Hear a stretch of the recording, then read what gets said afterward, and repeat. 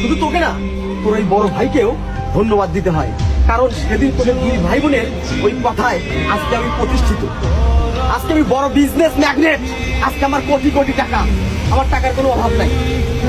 কি আছে তোর? কি আছে?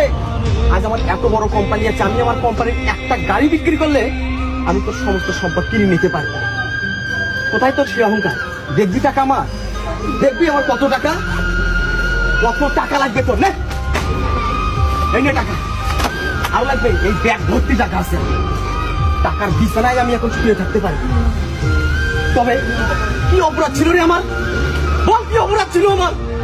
আমি তো তোর জীবনের সঙ্গে জড়াতে চাইনি, আমি তো তোকে ভালোবাসতে চাইনি। তুই আমাকে মিথ্যা স্বপ্ন দেখাইছিস, তুই জোর করে আমার সঙ্গে সম্পর্কে জড়াস। এত স্বপ্ন দেখানোর পর আজ কিভাবে তুই অন্যের বউ হতে পারবি?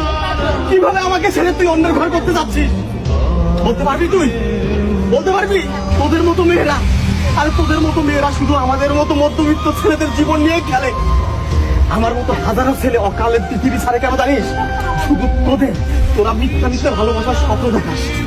স্বপ্ন দেখানোর পর যখন দেখিস আসলে আমাদের কোনো অর্থ নাই, আভিজাত্য নাই, তখন আমাদের মুখে লাঠি দিয়ে এইরকম ধনের দিনকে দিয়ে করি, তখন আমাদের জীবনটা নরকে পরিণত হয়।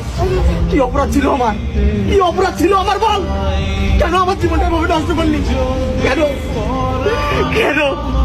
এই শোন, এই তুমি এসব বাদ দাও তো, তুমি চলে যাও এখান থেকে। আপনি থামেন, তোকে আমি একটা কথা বলি। দাঁড়াও।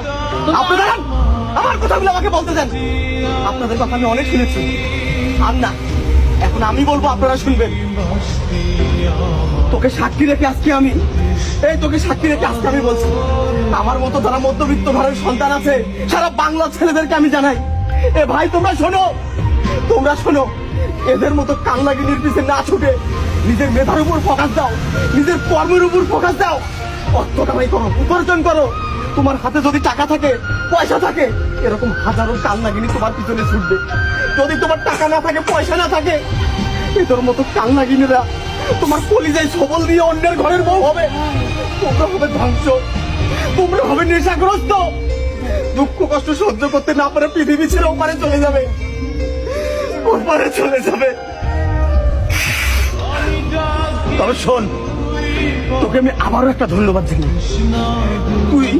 তুই আমার সঙ্গে যেটা করেছিস, এটা যদি তুই আরো 5 বছর আগে করতিস, আমার ক্যারিয়ারটা আরো অনেক বড় জায়গায় যেত, অনেক বড় জায়গায় যেত। তোকে আমি আটকাবো না, তোকে আর আমি আটকাবো না। তবে আমি একটা জিনিস ভালো চাই, আমার পকেটে যদি টাকা থাকে, তোর মতো হাজারটা কান্নাগিনী টাকার পিছনে